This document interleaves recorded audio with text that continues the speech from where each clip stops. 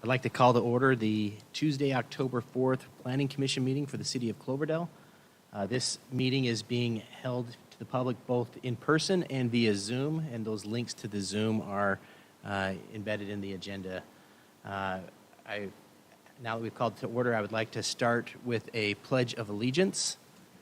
And Commissioner Wege, can you please lead us in a Pledge of Allegiance? Pledge allegiance to the flag of the United States of America, To the republic for which it stands, one nation, under God, indivisible, liberty and justice for all. Thank you. First things, I wanted to see if there was any declaration of conflict of interest for anything on the agenda by the commission. Perfect. Can I get a roll call, please? Let the record reflect that all commissioners are present, with the exceptions of Commissioner Spingler and Cadle. Great, thank you. And then, are there anyone in the commission that would like to make any changes or deletions to the agenda at this time? Perfect. Then I'll turn this over to the public. Any persons wishing to speak to the Planning Commission on any item not listed on the agenda. So it's any item that's not listed on the agenda may do so at this time. Members of the public have the right to speak at any time in the Planning Commission agenda when that time comes up for consideration. But pursuant to the Brown Act, the Planning Commission is not allowed to consider issues to take action at the time that are not listed on the agenda. Are there anyone in the crowd that would like to comment on anything not listed on the agenda at this time? Or anyone in Thank you, Chair. No one is raising their hand online or in the audience. Perfect, thank you. I wanted to bring up the very first consent item, which is the minutes approval for the June 7th meeting. I get a commission member to move on accepting or for that item. Thank you. Seconded by Commissioner Hoverts, brought by Commissioner Wege. Thank you, Chair. Do a roll call vote, starting with Commissioner Wege.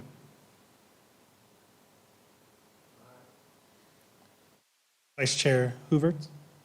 Aye. Chair Acey. Aye. Consent calendar passes. 3 ayes. Next, we move to our first public item. This is regarding the tentative parcel map application TM 004-2022 to allow for a 2-lot subdivision of a 3.43 acre property. One moment, Chair. I just noticed we, item C, communications. Just wanted to. Item C, did I miss something? Oh, communications. Not sure if there are any. We haven't received any communications, Chair. Okay, so no communications have been received at this time. Okay, so now we can move to the public item.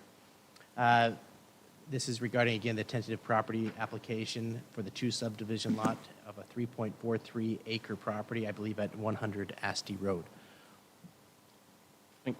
Thanks, Chair, members of the Planning Commission and the audience. Yeah, this is the application before you tonight is for consideration of approval of a tentative parcel map at 100 Asti Road.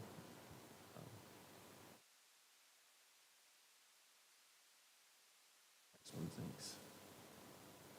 So the commission and the audience might be familiar with the site. This is an aerial view in the zoning showing the project site kind of highlighted in the blue outline.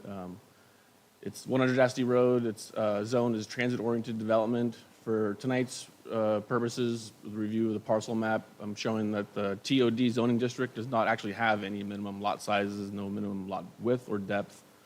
And what they are proposing is actually a 2 lots. One is 31,000 square feet over that, and the other would be 117,639. Both over one over an acre and one just a little bit under an acre. As you can see, since there's no standards in the TOD district, they do meet those for discussion purposes. The subdivision ordinance in the city's code does list minimums for parcel maps, and states that 60 feet is the minimum width and 85 is the minimum depth, which both of these lots meet that. As you may remember, this property was the subject of a design review and plot plan review recently for approval of the Alexander Valley Apartments. And just to be clear, this is essentially a separate application, but kind of the same project.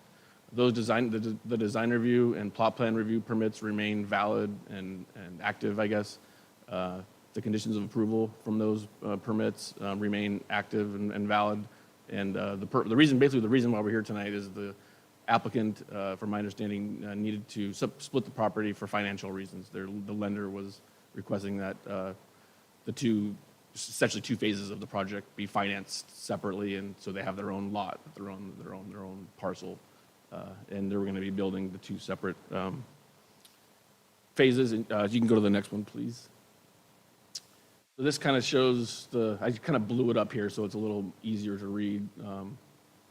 Of the parcel map showing Lot 2, which is essentially on the north side. The top side would be Asti Road, and then Lot 1 on the back part of the property, so to speak.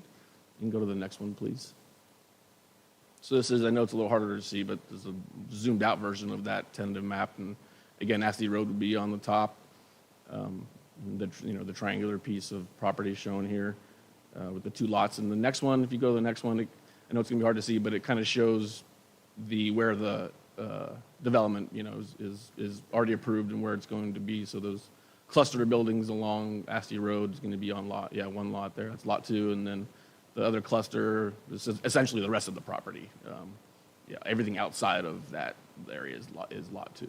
So that's essentially it. Let's go to the next slide. I'll just reiterate that all the conditions of approval and entitlements that were previously adopted by the Planning Commission and City Council earlier this year remain active and valid, and we anticipate should this tentative parcel map get approved, that the applicant would be submitting for building permits relatively soon. So with that, I'll just recommend that the Planning Commission adopt the attached resolution approving the tentative parcel map to subdivide the 3.43 acre property at 100 Asti Road into two lots.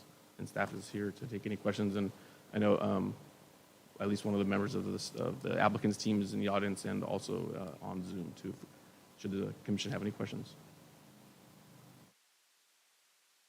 Turn it over to the commission for comment. Go ahead, Commissioner Wege.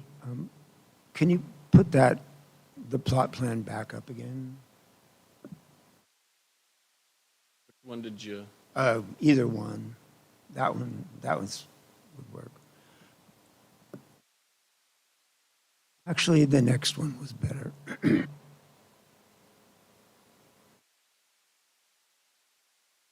Probably the next one.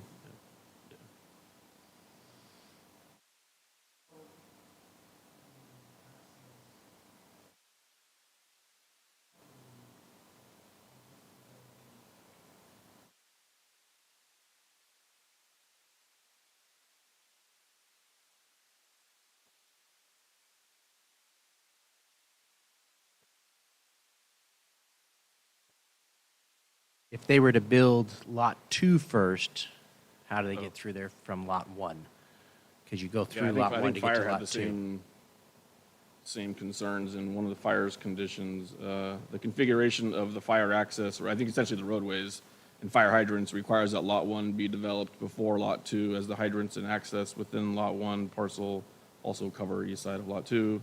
If Lot 2 were to be developed first, the fire access road and water supply provided by Lot 1 would not exist to protect the east side of Lot 2. So they got to build 1 before 2, or they've got to put in that access Yeah. for 2 to be built. What I was reading there was essentially the last condition, fire condition number 26 in the attached resolution.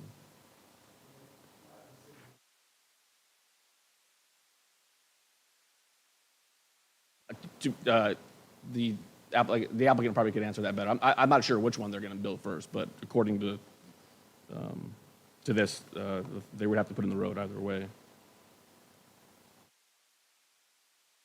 Come up, sir, or if Lauren wants to. Yeah, because my associated question was going to be, was there an intention for Lot 1 or Lot 2 first?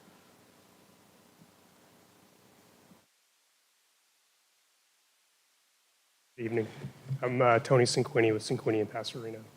The intention, as my understanding is that they would be building Lot 1 first, getting all the infrastructure and their utilities and such, and then Lot 2 would be built afterwards.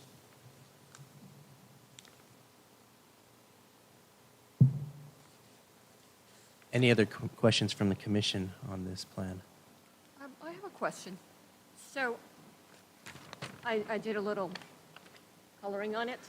Anyways, my question is, say for instance, if I'm looking long-term in the future, 60 years from now, or what is the, I know they were doing affordable housing and it has a limit, but let's just go, we're going 60 years from now, and I know that's a long term from now, but if you wanted to sell that subdivision, you could, right? By the way we're doing it, we're breaking it apart? Or how does that work? I just don't understand. That's okay. Yes, I would believe the subdivision map act would allow you to sell one parcel over the other. The parcel map is proposed to have all the pertinent easements, and for parking, utilities, and everything else servicing those lots. So each lot will be whole as far as having the right easements in place, and so they could be standalone parcels. Does that answer your question? So that is on the conditions of approval? That, so say for instance, this lot, they need to access the parking and everything else. This lot right here, will they have access to this area? That's correct. All the easements for access and utilities would be in place. So, yeah, and the affordability restriction will be 55 years, so that will run with both the parcels. But you were saying 60 years, so Right. yeah. But if they did sell the property, the transfer of that stipulation would go with it, right? That the parcel 1 needs to be built first, or parcel 2 needs to have access built to it for them to do that. How would that affect if you had 2 separate owners down the future? Right. Yeah, there's going to be easements recorded across the property to ensure that the access and utilities would be in place for whoever owns. And really specifically Lot 2. If it was separate from Lot 1 and Lot 2 wanted to build first, they would have to do the same requirements of their build by allowing the easement and preparing that to get to that, right?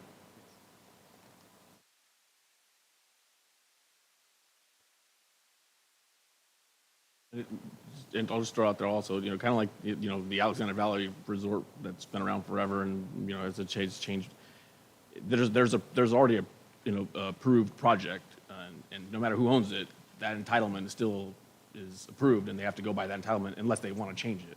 So they couldn't change unless, just because somebody new buys it doesn't mean the entitlements go away. Those entitlements remain in place no matter who owns it. And if they want to change it, they'd have to go through that process to change it. Which means coming back here. Yes. And the entitlements, do they also include the parking stalls? Yeah, everything, yeah. Okay. All parking and Yeah, the safety building and and everything that we went built through, into it. yeah. Perfect. Change their plan and approach. Come us on back. it. Yeah. Any other questions or concerns from the commission on this part of the plan?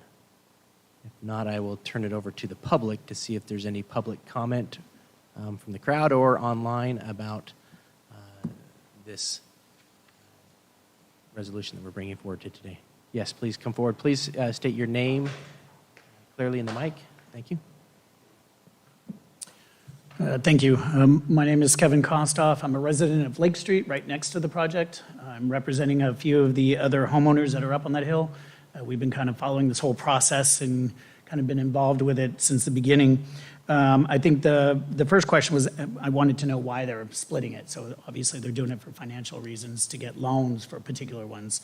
If I can tag on to something you were just talking about, the second lot, say in 55 years, if they get a new owner and they sell that second lot on the backside, yes, all the easements are all part of it, but they could change the design of what's going on back there. Right now, it's going in for low-income housing and farm working housing, but they could, in 50 years, change that design and make it into fancy hotel or fancy homes or fancy condos at that point, couldn't they? At that point? After 55 years. 55 years, yes. So they could change the design of that. Certainly. But it again would have to go before the commission, that plan to be approved. True, true. Just want to kind of see the layout, you know. The other question is, because they're splitting the lots and they're doing Lot 1 first, will they be doing all the improvements to Lot 2, at least the basics of the roads and the parking on Lot 2? If, I just want to make sure that they're clear, because if they only build Lot 1 and build one apartment building in front, and they have the easements going in to drive there for the parking for at least Lot 1, will there be parking in the back already completed for Lot 2? Because again, I have an issue here because we're going to have parking issues no matter what we do with this project. So if Lot 1 is built and Lot 1 is farm working housing, will they have more parking available back there? Just to kind of help off what's going to happen, because we're going to have parking issues on Asti Road and Lake Street. I foresee it. We've seen it already. So that's one of my questions about this whole subdivision. The other question we do have is, I know it only involves these two pieces of the puzzle, but there is also another parcel right above that that also still belongs to, I don't know if they've sold it yet, but to Greg Lucas, who used to own all of it. And we're concerned about how this is going to be tied into that random piece of property that's now being cut off. Because originally, it was designed for homes, it was going to go up Live Oak, there was going to be separate entrances, and this is a totally different twist of what they're doing now with the housing down there. So we're a little concerned about what happens with the lot next to them, and how can they apply with this new change that they're doing with this lot parcel. We just don't want to be blindsided as neighbors because we live in that neighborhood and it's going to change the dynamics. So we want to be ready for whatever is about to happen. So we just want to make sure the Planning Commission is thinking this through and where does it happen with us? So we just want to be really clear of, is this lot division only based on financial reasons, or is there another motive? And I want to make sure we're on record that it's like, okay, we want to be ahead of whatever motive might be coming up next. So those are all my questions to you, so. Thank you. Right.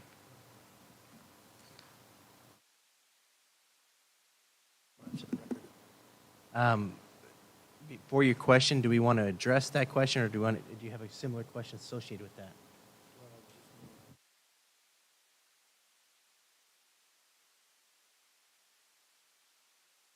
The properties that are on the hillside, I believe, right next to it, is that correct? You're talking about the neighbors that are up on the hill above it, that wrap around that side of it?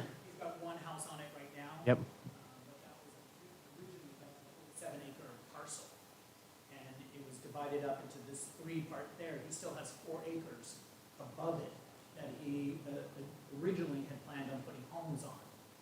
So I wanted to see how this is going to tie in with that, and is there another motive coming up?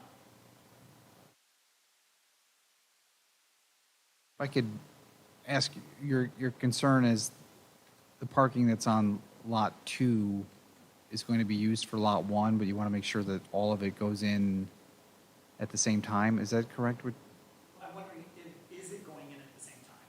Because I think Lot 1's going to need the parking. You're going to need parking there no matter what you choose. Oh, sorry. All right, sorry. Lot 1 is We go back, Mike. the smaller lot, Lot 2. No, I take that back,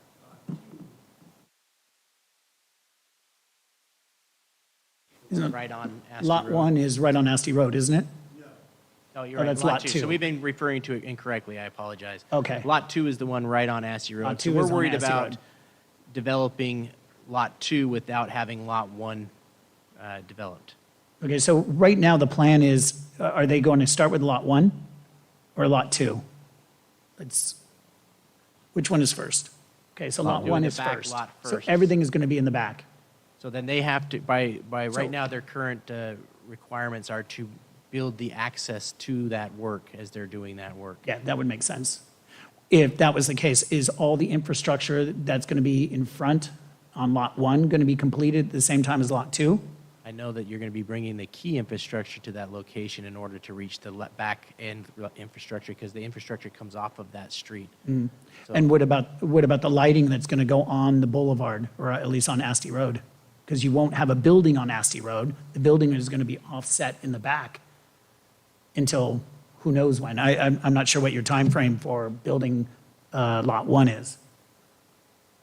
I mean, Lot 2, the one that's right on the front. Right, you're telling me Lot 2 is being built first. That's going to leave Lot 1 empty. Lot 1 is being built first, Yes. and Lot 1 is in the back. Okay, so that leaves Lot 2 empty. And we, as a neighborhood, we don't know when you're going to start building Lot 2. But we want to make sure, which we've stated before, is Asti Road in itself is a dangerous road and a dangerous thoroughfare. So if Lot 1 is being built, is all the infrastructure up on front Lot 2, the lighting, the sidewalks, is that all going to be completed as Lot 1 is being done? Or is all the sidewalk and the lighting on Lot 2 going to be done once Lot 2 is started under construction? Because the question is, is it going to be built in time? It's all going to be built at once.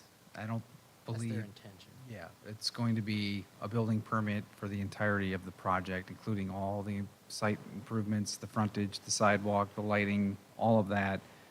This is more of a financing thing, so I don't think the intent really is to carve out the 2 lots and do phases.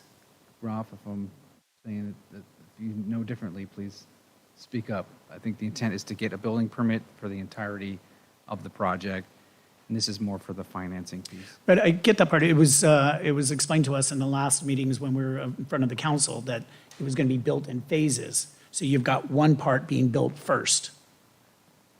You're right. Okay, so when is the second part being built if it's a phase? Is it right after the phase 1 is done? Or is it another year, another 2 years? How much time are we looking at here? Because you'll have an empty lot just sitting in front of all this. Sir, I appreciate all of your comments. I am also concerned with the similar items, and I think we can address your comments. So Okay. if we can move forward, I will Perfect. definitely try to cover all Thank your you. comments. And if not, we will come back again and open it up to the public after we wrap up our next session of comments. And if I didn't cover what you wanted me to cover, please feel free to step back up and bring up a comment again. But I'm hoping we can wrap this up and still meet your needs as well. Okay, great. Thank you. Yeah. Thank you, Chair. No one is raising their hands online, and there are no other public attendees raising their hand. I'll turn it back to the commission to see if they have any additional comments, or if, actually, before I go back to the commission, I'll see if staff has anything to add to address those concerns. I would like to ask the applicant to come up and just talk about the phasing of the project, and what your intentions are for phasing. And that is Lauren. And if you could also highlight literally that, the lighting, and how that could maybe play a part during the first phase, which is building 1, that does still apply to building 2. I think Lauren might be able to better answer the phasing than I will be able to. Hi everybody, can you hear me? Yes.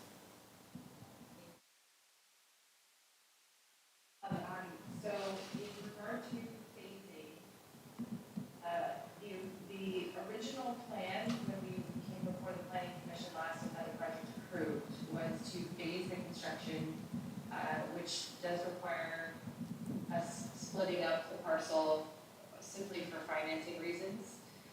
It's still, if we phase the construction, would be one whole project that would operate together. We did go back in for another round of financing applications, and in those 2 different competitions, we actually applied for the project as a whole. We haven't yet gotten the results of that competition, though the scoring came out and it looks promising. So there is a possibility that we wouldn't need to phase it at all. And we will know more about that, I think in November, towards the end of November. And then we would go back in for tax credits in March next year. So between November and the competition in March, we would know for sure whether we would be able to go at the project as a whole instead of phasing it. These kinds of decisions have to be made based on round of financing that's available. So we've gone through a couple of different competitions here to find the best mix, if you will, for the project.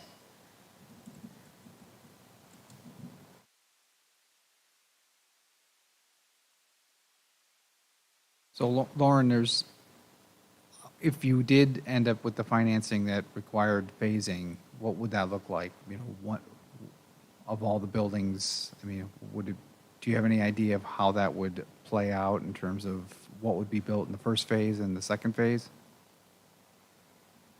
The plan would be to have the back part of the project built first. That would be phase one. And then the front part of the project next. And the reason that we would phase it is if we had to finance the two separately. So most likely, the timing around that would be a year to 2 years apart, if we're talking about construction timing. The other thing that I'll say is, the questions are all really good questions, and those are things that we would put together in our construction management plan, which we would work with the city on, and as we get closer to submitting our building permits.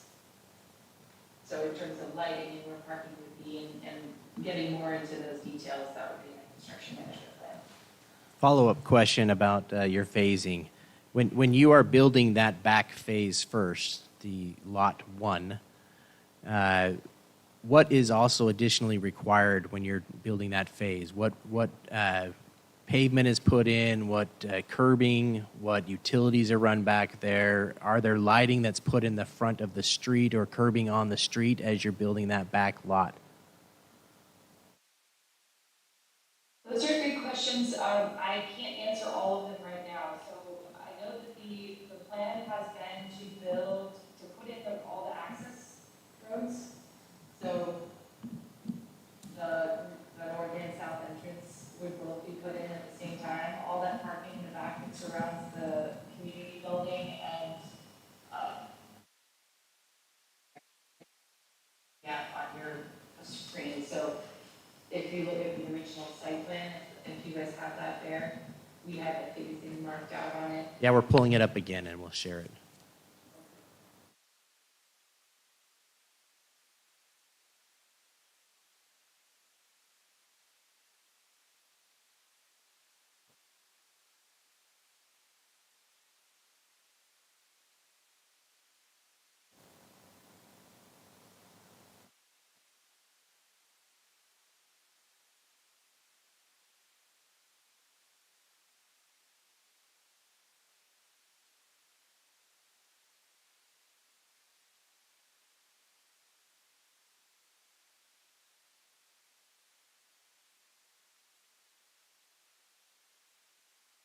So you can see that there's two ingress and egress points there off of Asty Road.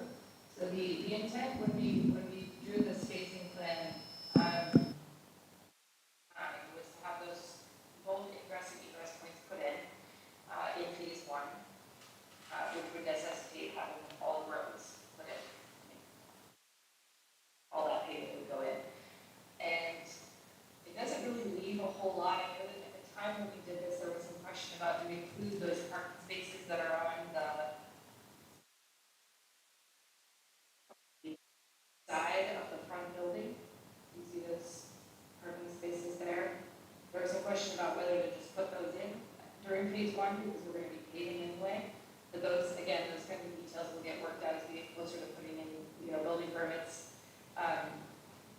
Usually at that time, there's another conversation that's had with the fire department to just go through things again and make sure that everything's working there. As for lighting, I can't answer that question now. I don't have an answer to that. I have a question. When you're doing phase one, are you actually completing it where there's going to be, you can occupy it, the notice of occupancy? Yes. Okay. So then my question is on Asty Road, because if you are having individuals live there, then they're going to be using Asty Road. So you want to have the sidewalks there. And also another area of concern was that crosswalk that you'll be installing. So will you be installing that on phase one, the crosswalk? I can't answer that for sure. My thought, and Tony, you might have had a conversation with John about this more recently than I have, so please for sure speak out if you have. But usually frontage improvements in the first phase, because to your point, people will be living there, so there's improvements to have. And I would assume that the same goes with the crosswalk, and we would of course, talk with the city staff about that. Last I heard, the city's going in for some CDBG money that might affect improvements along Asty, so we would coordinate. Yeah, the project civil engineer had his hand up to comment. He may have a better say on the public timing of the public improvements along Asty Road. Can you move court?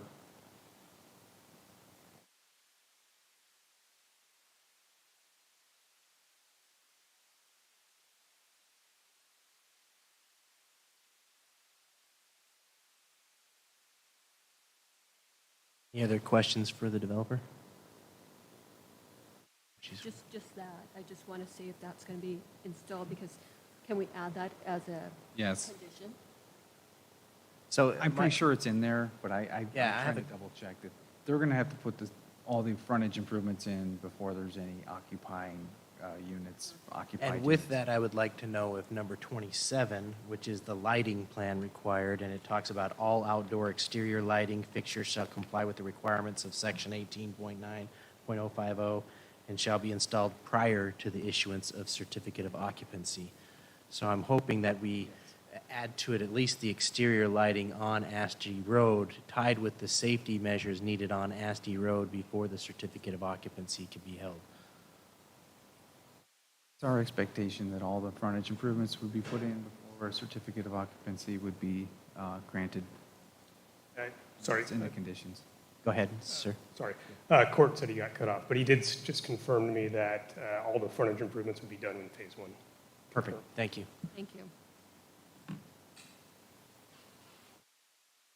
Other questions? Are there any comments from the commission before we turn it back over to?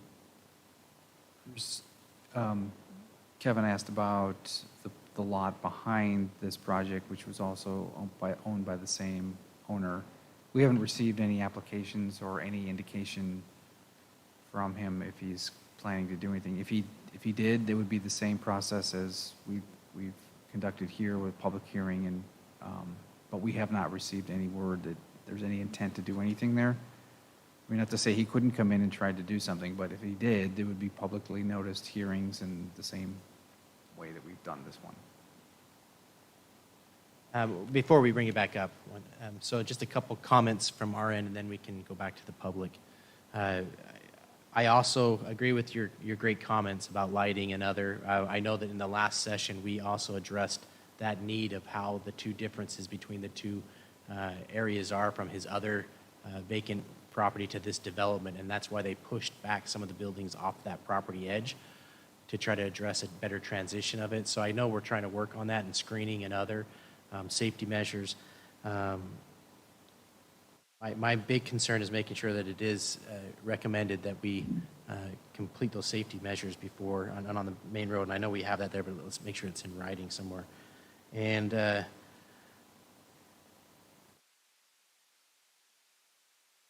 my other ones were addressed by doing lot 1 over lot 2, and I had those written down wrong. Any questions from the other commissioner? Any comments before we go to the public? Okay, we'll open it up to the public if there's any other comment about this item.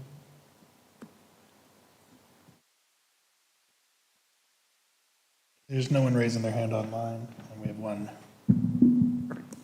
I think it would just be the final question, and that's something that Lauren mentioned. If construction on the second phase is possible 1 to 2 years afterwards, I'm just thinking of the construction that is going to be going on. You realize the neighborhood is a very quiet neighborhood. So obviously, we're going to have a first phase of construction going on, which we expect. But now, the construction is going to have to be continued on if they're not building them coincide. You know, if they're going to build them separately, it's a long time to deal with the construction process down there. So just something else to consider I when we're agree. doing this law change. It's a kind of a catch-22. You can do it in multiple phases, which lessens the interference on the neighborhoods, but then it lengthens the project overall. Or you can combine the project into one, and that shortens the time frame, but of course, it's a lot more disruption. So there's kind of a give and take with both. By doing the phase project, you're going to see a lot less interference on the Asty Road because they'll have staging that they could do in lot 2 while they're working on lot 1. But if you're doing them both combined, you might see more interference on your road, but it'd be a lot quicker. I agree with you. Quicker, just dealing with all the construction over the long term. All right, thank you. Thank you for your comments today. Any other comments from the commission? If not, we're here to talk about resolution. I have a resolution in front of me.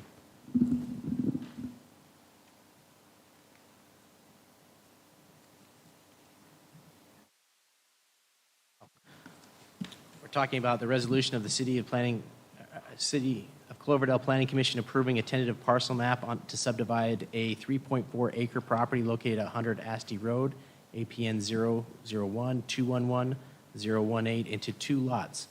Do I have any motion on this item? I'll make a motion to approve. Motion by Vice Chair Hovitz. I have a second. Sorry. A second by Commissioner Wege.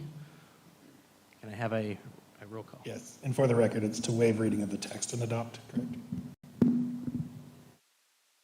Perfect.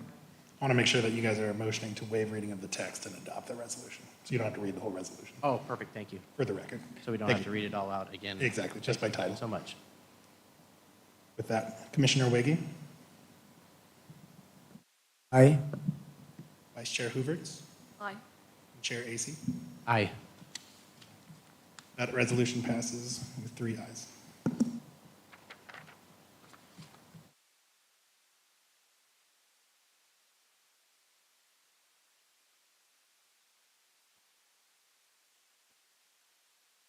Next, we move on to any new business. No new business, Chair. Are there any commissioner reports? From the commission? Anything from the commission they have to report out? I did attend the Oh, yeah. economic summit, or not the summit, it was, what is it called? The, Economic development, I forget what it's called, the forecast? Yeah, the forecast. so it was well, the forecast is not as gloomy as other forecasts, and it looks like we're hoping that we're not going to go into recession. So that's what their goal is, not to go into recession, because that's not where we want to go. And so they're working on something, but it's not, recession's not where they want to go right now. So it's not as bad as it looks like. So it was a little bit more optimistic than the other years. That's my report. My only report out is I'm trying to study the Infrastructure Reduction Act as much as possible. I know there's a ton of funding coming out, and to highlight on all of these projects going forward of the energy efficiency measures that can be applied under that funding, as well as potential grant and other opportunities for the city under that funding. So I'll hopefully know more by our next meeting as I'm trying to study it and work with the county's Energy and Sustainability Department and the Regional Climate Protection Agency to try to figure out a better solution for our community.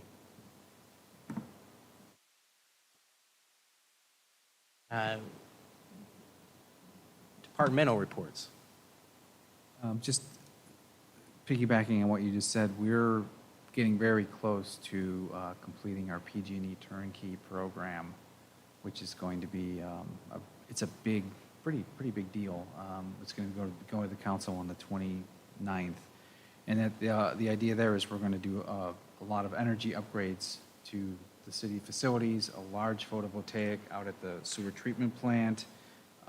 Probably the biggest component to it, which kind of came in late in the game, but it looks like it's going to happen, is radio meters for our water meters. So we're going to be able to replace all the meters in town with a radio read. It's going to save time. It's going to save energy. One of the things with the older meters is it really doesn't calculate the water correctly, so people aren't really paying for the water that they're using. And then HVAC at the library, the senior center, city hall, photovoltaic. So it's about a $7 million project that we're going to be financing and paying off with the energy savings. Great. I can show you the numbers and the details if you're interested. It sounds like something you might be, but not the next council meeting, but the second council meeting in October, we're bringing forward the financing plan. And that will be, it's a lease, equipment lease finance through Bank of America. And it's going to be really, really cool if we can get this done. Big savings. Great. I did learn at the last outage we had, or the last heat wave, Cloverdale was the leading city in California with blown transmitters, or transformers. So we actually had over a dozen transformers blow in our city area, and it was the most in any certain population, which is part of the reason for outages. I mean, there was massive generators that blew in Southern California, but we had a lot of transformers in our specific area. So I'm hoping PG&E is seeing a need for upgrading our city and our infrastructure. Also, the next meeting is going to be November 1st. We're probably going to have a meeting. Rob's working on a bunch of zoning amendments. There's a lot of cleanup work we want to get done. There's some things in there that don't make sense that we've been meaning to take care of. So we'll be bringing those to the Planning and Sustainability Committee, which you guys are welcome to attend, and it is during regular business hours, but it is on Zoom as well. And that's where we kind of make a little bit of the sausage, bring it to you guys, and then bring it to the council. So we'll be probably bringing that forward on November 1st if we get that together. Another project, I've been talking about it a little bit, but it's taking a little longer than I thought it would, but is a use permit for the old gas station at the corner next to Papa's Pizza, where they want to convert that into a, how would you describe it, kind of a music venue? Yeah, kind of a like a cafe with live music, I guess. Beer garden, fence off the front area and have live music out there. It's going to be really lively with the roll-up doors. And they want to put a new restroom on the south end, so there'll be a little bit of addition. That's going to be a use permit, so we'll be looking to the Planning Commission to take a look at rules that we're going to come up with that will govern the live music. And Chris Parker, our lieutenant, is also heavily involved with trying to come up with conditions. So that's going to be pretty exciting if they can get that up and running. So our new city clerk, Mike, and I have been working on updating the bylaws for the Planning Commission. They're from 2011, and there's some stuff in there that really need updating. There's a lot of extraneous information that doesn't need to be in there. One of the things we're going to sort of pitch to the commission is starting at 6 o'clock, so you don't have to answer now, but that might be if you're interested in that. Aye. Sorry. And then, of course, the housing element. Still working on the draft. It should be out pretty soon. We're kind of discovering something that we didn't really anticipate with the county in terms of our arena. And Sandra, you might find this interesting, and I'll explain it the best I can. But when we annexed for Baumgartner and for the Dry Creek Rancheria, the county actually, It's the arena numbers. the county was counting on those sites for their arena. So now we have to come up with some arrangement where they're going to get credit for some of those units, and we're going to get credit. And that's, They're going to pay for the infrastructure, right?